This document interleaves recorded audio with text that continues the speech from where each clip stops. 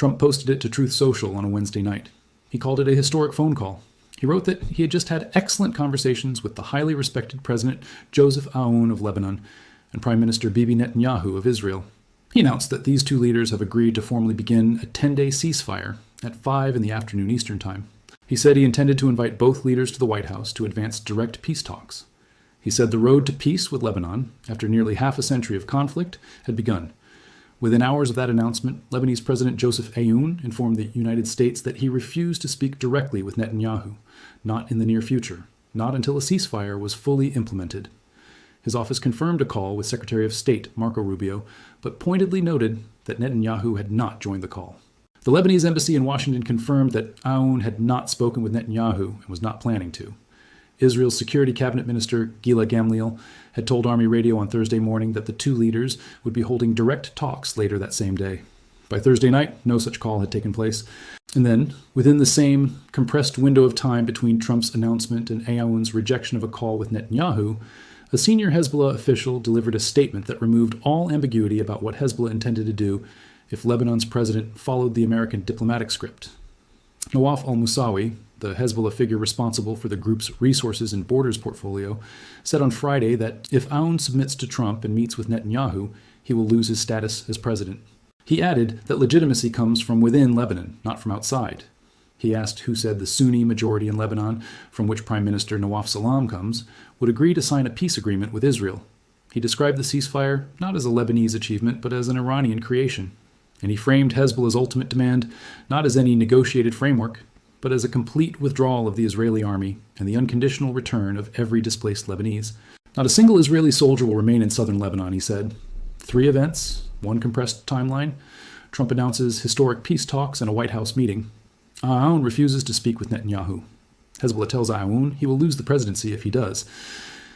Today is Monday, April 20th, 2026. The 10-day ceasefire between Israel and Lebanon that went into effect Thursday night at midnight is now 4 days old. Israeli forces remain in control of a security zone approximately 10 kilometers deep inside southern Lebanon. The IDF has told residents of 55 villages that they cannot return to their homes. Lebanese military authorities reported multiple Israeli ceasefire violations, including attacks in Qiyam and Bint Jbeil and shelling in Dibon. Hezbollah supporters fired celebratory gunfire and even rocket-propelled grenades in Dahiyi, the southern suburbs of Beirut that serve as the group's nerve center after the ceasefire was announced, demonstrating the group's continued capacity and presence despite weeks of Israeli strikes. And the direct peace talks that Washington brokered and Trump announced are already operating in the specific political environment that Hezbollah's threat was designed to create. By the end of this video, you are going to understand the full sequence of events that produced this moment. The April 14th meeting in Washington, where Lebanese and Israeli ambassadors sat across from each other for the first time since 1993, with Marco Rubio chairing a session that the State Department called historic. The specific demands Israel brought to that meeting, which included Lebanon completely cutting ties with Tehran and Hezbollah's full disarmament. The specific demands Lebanon brought, which were a ceasefire first before any substantive negotiation. Why those two positions are not just different starting points, but fundamentally incompatible conceptions of what the talks are for. What Hezbollah's threat to Aoun means for the Lebanese government's ability to implement anything that Washington and Israel are negotiating toward. What Lebanese Prime Minister Nawaf Salam's rejection of Iran's proposal to negotiate on Lebanon's behalf signals about how different this Lebanese government is from every Lebanese government that came before it. What happens to the 10-day ceasefire in 3 days when it expires? What the IDF's refusal to let residents return to 55 southern Lebanese villages tells you about Israel's conception of what the ceasefire is versus what Lebanon and the United States say it is. And why the UN Secretary General's observation that Hezbollah and Israel have always helped each other to destabilize the government of Lebanon, said out loud to reporters while the ambassadors were meeting inside, captures the specific political trap that Lebanon's President Joseph Aoun is trying to navigate in real time. Let us start with the meeting that made this moment possible, because its history tells you everything about how unusual it is and how fragile the opening it represents genuinely is. On April 14th, 2026, the United States hosted direct talks in Washington between the ambassadors of Israel and Lebanon, the Israeli ambassador Yechiel Leiter, the Lebanese ambassador Nada Hamadeh Moawad, the American ambassador to Lebanon Michelle Issa, and American senior officials, including Michael Needham and UN Ambassador Mike Waltz, sat together in the State Department building, while Secretary of State Marco Rubio chaired the session. The meeting lasted more than 2 hours. It was, according to multiple American, Israeli, and Lebanese officials, the first direct high-level engagement between Israel and Lebanon since 1993. 33 years. In 1993, Lebanon participated in direct peace negotiations with Israel in the lead-up to the Oslo Accords. The Lebanese track did not continue after that. In the decades since, every Israeli-Lebanese interaction has been mediated, indirect, or violent. The Maritime Border Agreement of 2022 was reached through American mediation without the two parties sitting in the same room. The November 2024 ceasefire was negotiated through intermediaries. Tuesday's meeting in Washington was the first time Israeli and Lebanese officials looked at each other across a table and talked directly since the Clinton administration. The Israeli ambassador's assessment of the meeting afterward was striking in its optimism. Later said, "We discovered today that we're on the same side of the equation," and called that the most positive thing we could have come away with. Israeli Foreign Minister Gideon Sa'ar said Israel wants to move to a new phase of peace and normalization with Lebanon, and that the two countries have no major disputes, that the problem is Hezbollah, and this is the problem we must address. The Lebanese ambassador Mowad described the meeting as constructive. Marco Rubio hailed it as a historic gathering that we hope to build on and framed it as this is a process, not an event. This will take time. What both sides carefully did not say at the conclusion of Tuesday's meeting is what Israel had been told going in. Israeli media reported that Israeli officials attended the talks with instructions not to agree to a ceasefire. Israel's position at the Tuesday meeting was that the talks should focus on Hezbollah's disarmament and the conditions for a sustainable peace, not on the immediate cessation of hostilities that Lebanon was seeking. Lebanon's position was almost the opposite. Lebanese Culture Minister Ghassan Salameh acknowledged that Lebanon lacks significant leverage, but said the government was attempting to reassert state authority and separate the Lebanese file from the Iranian track. He described the Washington talks strictly as a preliminary meeting to secure a pause in military activity. The distance between those two starting positions, Israel refusing to agree to a ceasefire and Lebanon defining the talks as primarily about securing one, is not a technical gap that skilled mediators can easily bridge through creative language. It is a fundamental disagreement about what the talks are for. Israel intended to advance Hezbollah's disarmament and establish the conditions for peace. Lebanon intended to stop being bombed. Those objectives are not incompatible in the abstract, but they are sequenced differently in ways that matter enormously for what gets conceded first and what follows from that concession. Into that specific negotiating environment, Trump then inserted himself on Wednesday night with his announcement of a historic phone call and a White House invitation to both leaders. The announcement was made on Truth Social. It said the leaders of Israel and Lebanon would talk Thursday. Trump described it as trying to get a little breathing room between Israel and Lebanon, noting it had been like 34 years. Trump said it will happen tomorrow. Nice. What actually happened is that Aoun told Rubio on Wednesday that he would not speak with Netanyahu until a ceasefire was in place. Lebanese media outlet LBCI reported this directly. Aoun's office confirmed the call with Rubio but said nothing about any call with Netanyahu. The Israeli security cabinet minister who announced the call publicly had to be quietly walked back. Netanyahu said nothing about the call. Aoun said nothing about the call. Trump said it will happen tomorrow. It did not happen. Instead, what happened is that Trump announced the 10-day ceasefire Thursday evening, with both Aoun and Netanyahu's agreement. The formal State Department document describing the cessation of hostilities is specific in its terms. From April 16th at 5 in the afternoon Eastern, the government of Lebanon will take meaningful steps to prevent Hezbollah and all other rogue non-state armed groups from carrying out any attacks against Israeli targets. All parties recognize Lebanon's security forces as having exclusive responsibility for Lebanon's sovereignty and national defense. No other country or group has claimed to be the guarantor of Lebanon's sovereignty. Israel and Lebanon request that the United States facilitate further direct negotiations toward a comprehensive agreement. That language, no other country or group has claimed to be the guarantor of Lebanon's sovereignty, is the specific diplomatic formula that directly and explicitly removes Iran and Hezbollah from the framework that the United States is constructing around Lebanon's political future. It is the language that the Lebanese government of Aoun and Prime Minister Nawaf Salam has been working toward since coming to power in early 2025 on a reformist platform that included disarming non-state actors. The Salam government moved to criminalize Hezbollah's military activities after the group unilaterally entered the current war in solidarity with Iran. It declared the Iranian ambassador persona non grata. It banned the Iranian Revolutionary Guard. Aoun offered direct negotiations with Israel in March as a precondition for ceasefire. None of those offers produced a response from Israel or America until the Iran-United States ceasefire created the specific diplomatic pressure that made Lebanon's track suddenly relevant to everyone. The critical detail that the PBS news account documented is that Lebanon had been asking for this moment for months before it arrived. Aoun offered direct negotiations with Israel in March. Neither Israel nor the Americans responded.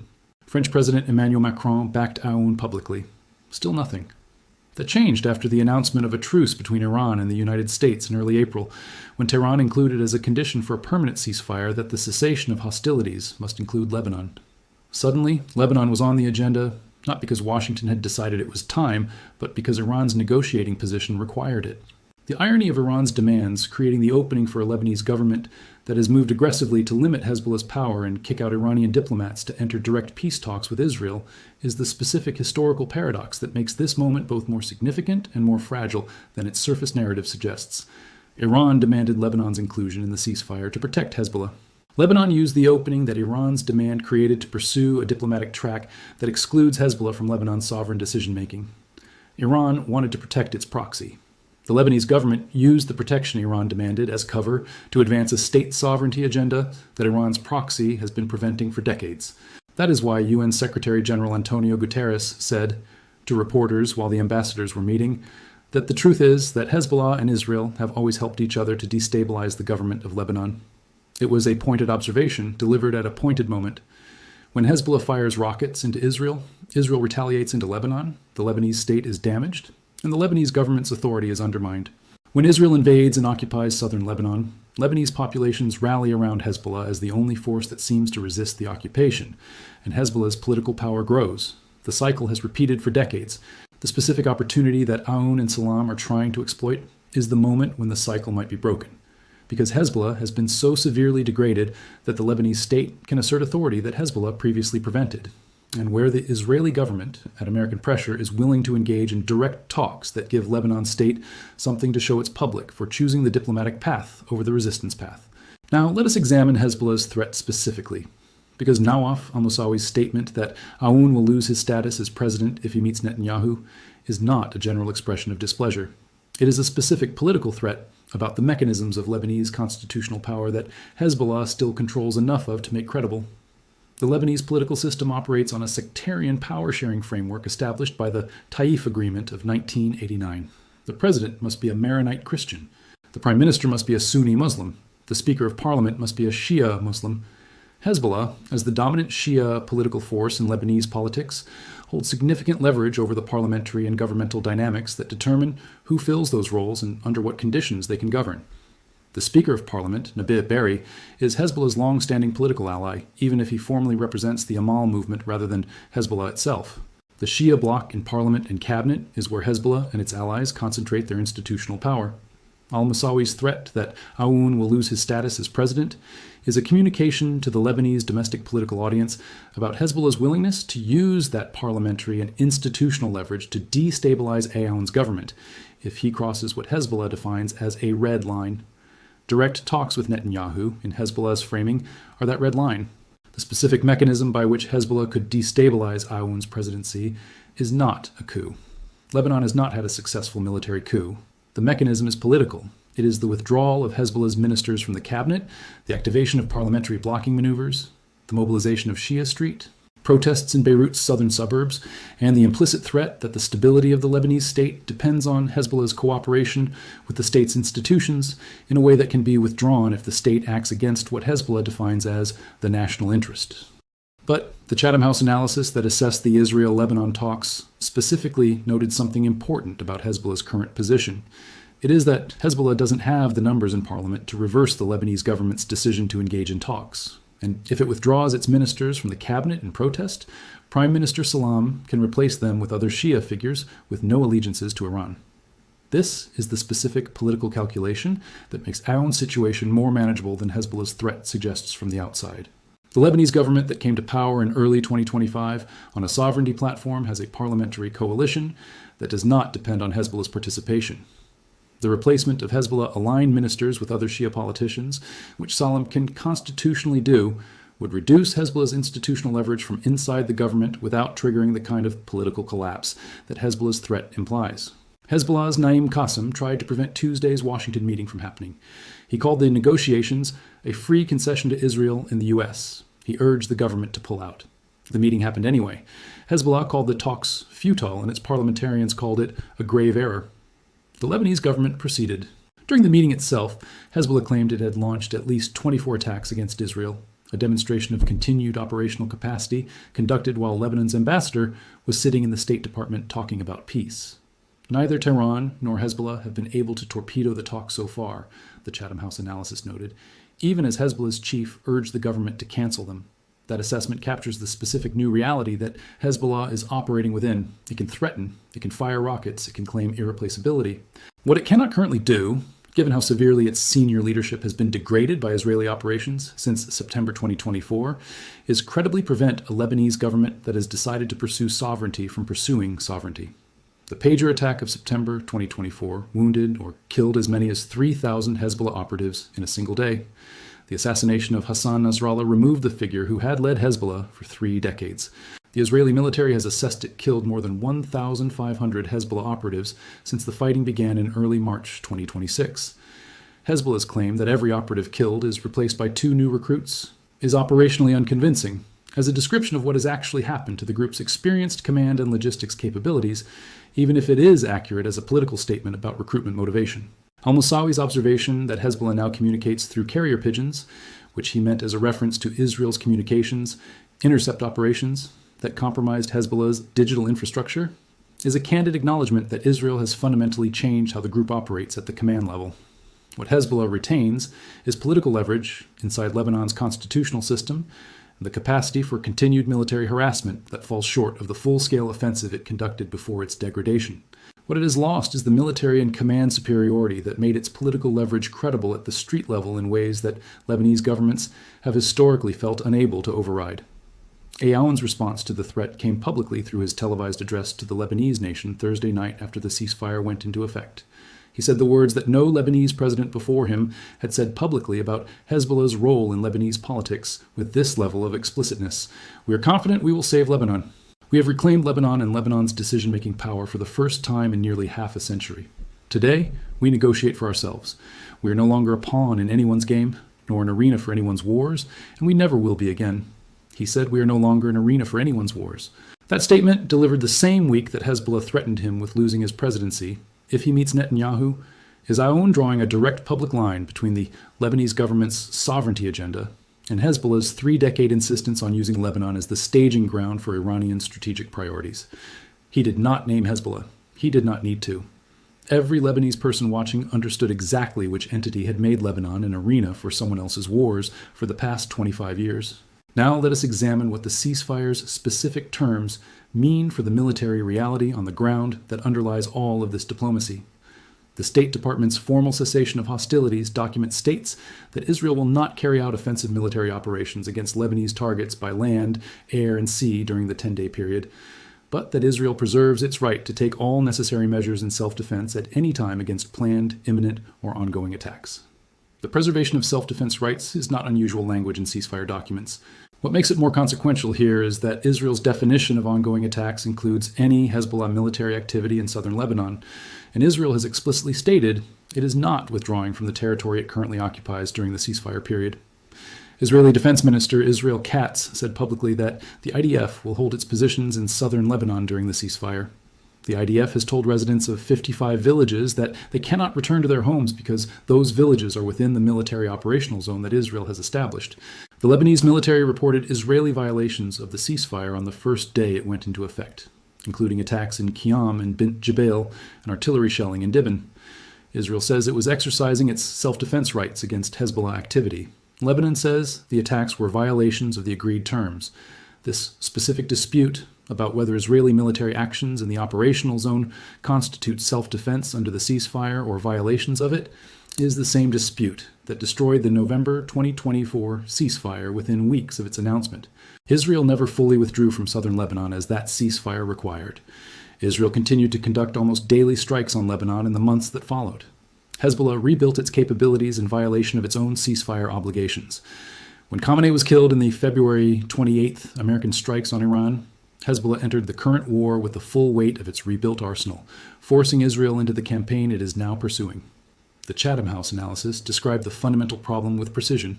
Israel cannot simply oust Hezbollah, a Lebanese party with Lebanese fighters, parliamentarians, ministers, and supporters, from Lebanon the way it expelled the PLO in 1982.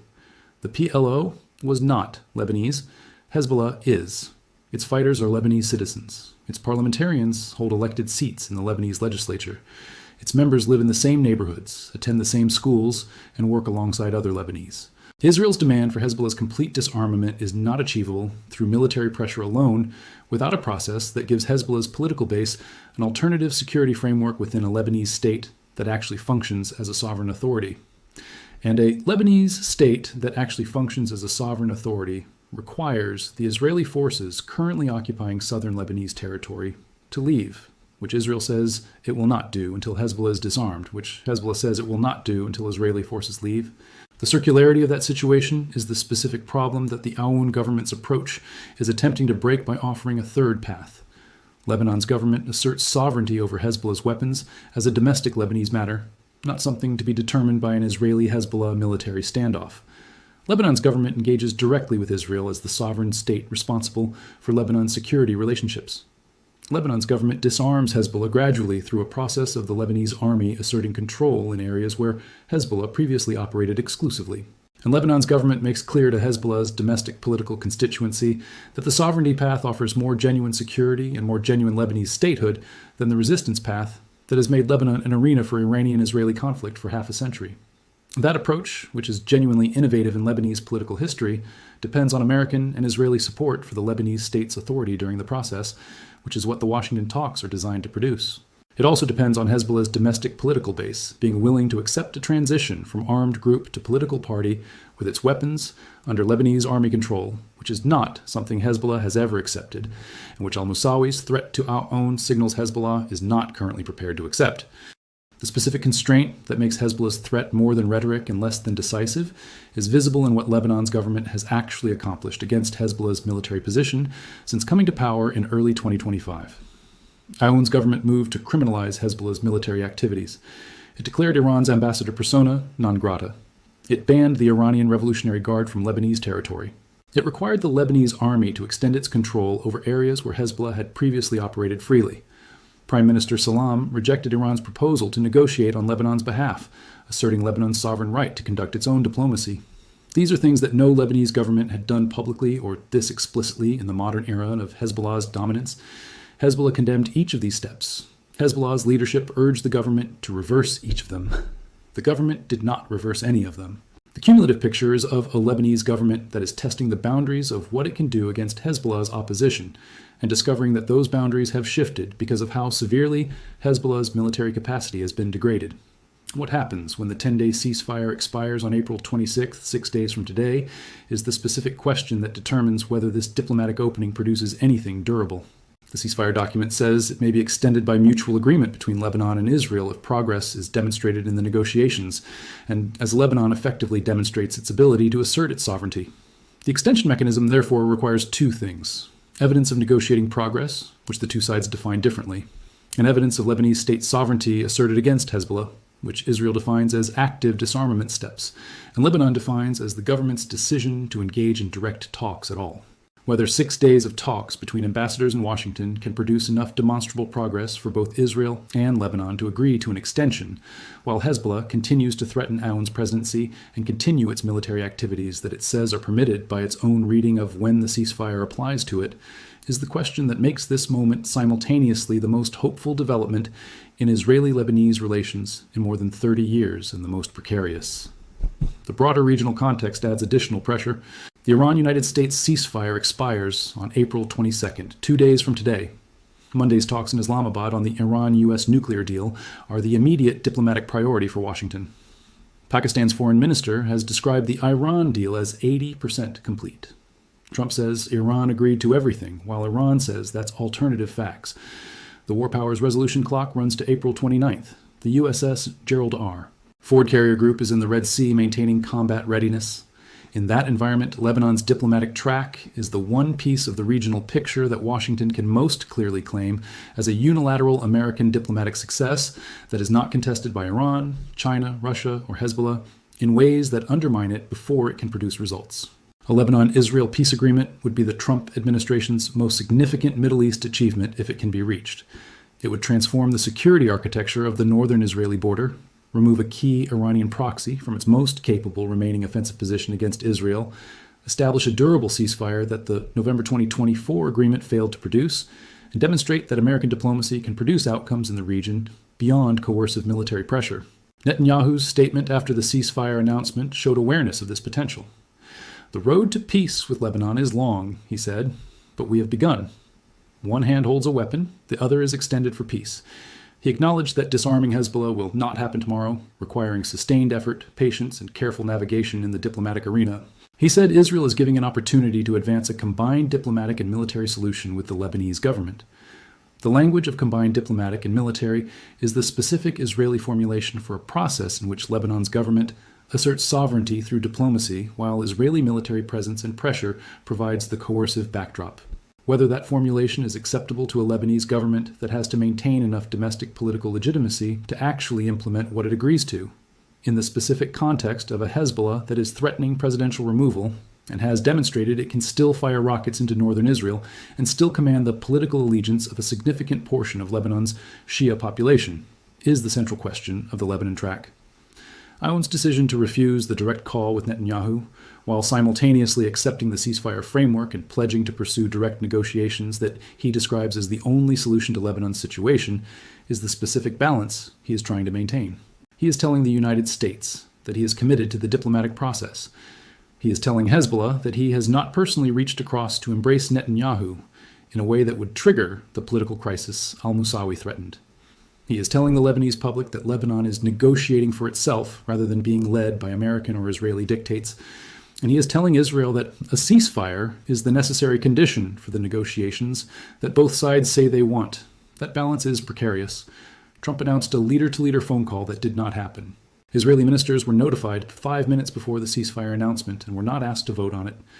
Northern Israeli communities told local media they feel betrayed again by a ceasefire they were not consulted about. Hezbollah threatened the Lebanese president. The IDF continues to occupy southern Lebanese villages and prohibit residents from returning. Lebanese authorities reported ceasefire violations within 24 hours of the ceasefire taking effect. Al-Musawi said the ceasefire was created by Iran, not by Lebanon. Every one of those details is a stress fracture in the structure of what Trump announced as these two leaders have agreed to achieve peace between their countries. But the meeting in Washington happened. Ambassadors sat across from each other. The first direct Israeli-Lebanese talks in 33 years were held. The State Department published a formal cessation of hostilities agreement with specific terms about Lebanese sovereignty and exclusive security authority. A Lebanese president delivered a national address saying Lebanon has reclaimed its decision-making power for the first time in nearly half a century. And Lebanon's prime minister rejected Iran's offer to negotiate on Lebanon's behalf, asserting the Lebanese state's sovereign right to its own foreign policy. None of that existed before April 14th. It exists now.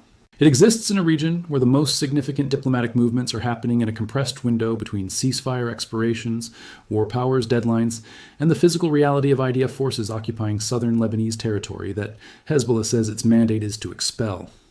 The U.S. asked Lebanon's president to meet Netanyahu. Aoun refused the call while accepting the diplomatic framework. Hezbollah threatened his presidency within the hour of Trump's announcement. And between those three events, compressed into days rather than weeks, the first direct Israeli-Lebanese negotiations in 33 years have opened at a moment when the Lebanese state, for the first time in half a century, is asserting that Lebanon is no longer an arena for anyone else's wars. Whether that assertion survives contact with Hezbollah's threat, Israel's occupation, the 6-day ceasefire clock, and the broader regional pressure of an Iran deal whose own clock is running out in 2 days, is what the next week in Lebanese political history will determine. The 10-day ceasefire expires April 26th. The Iran ceasefire expires April 22nd. The talks in Islamabad on the nuclear deal resume today. The IDF is in southern Lebanon. Hezbollah is in Dahiyeh, firing celebratory shots into the air after the ceasefire was announced. Aoun is in the Babda presidential palace, saying Lebanon's decision-making power has been reclaimed. Al-Musawi said the president will lose his status if he meets Netanyahu. Trump told reporters to watch the next 2 days. He told reporters the war is very close to over. He said Israel and Lebanon have agreed to achieve peace. He has not yet produced the leader-to-leader call that he announced was happening the next day. The road to Lebanon-Israel peace is the longest in the Middle East. Every previous attempt has ended in collapse. This attempt is happening in the most complicated regional environment in a generation, with more simultaneous moving parts than any previous negotiation attempted to manage.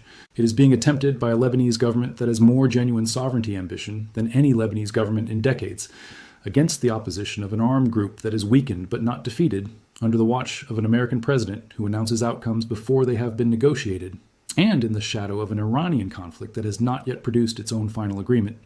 It is also, genuinely and verifiably, the first direct Israeli-Lebanese negotiation in 33 years. And the Lebanese president who refuses to call Netanyahu but insists Lebanon will save itself through direct negotiations conducted on its own sovereign terms is the most consequential figure in Lebanese politics, since the Taif Agreement created the political system that Hezbollah spent decades exploiting.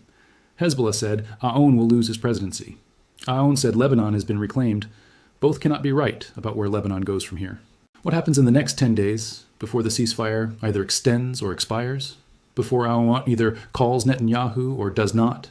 Before Hezbollah either accepts or rejects the state sovereignty framework that Salam's government is building, will determine which of those two statements becomes Lebanon's political reality.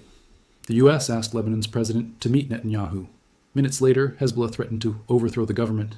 Both things happened in the same news cycle, in the same compressed diplomatic window, in the same country that has been an arena for someone else's wars for 50 years. And the man sitting in the presidential palace in Babda says it will not be anymore. The next 10 days will tell us if he has the power to make that promise real.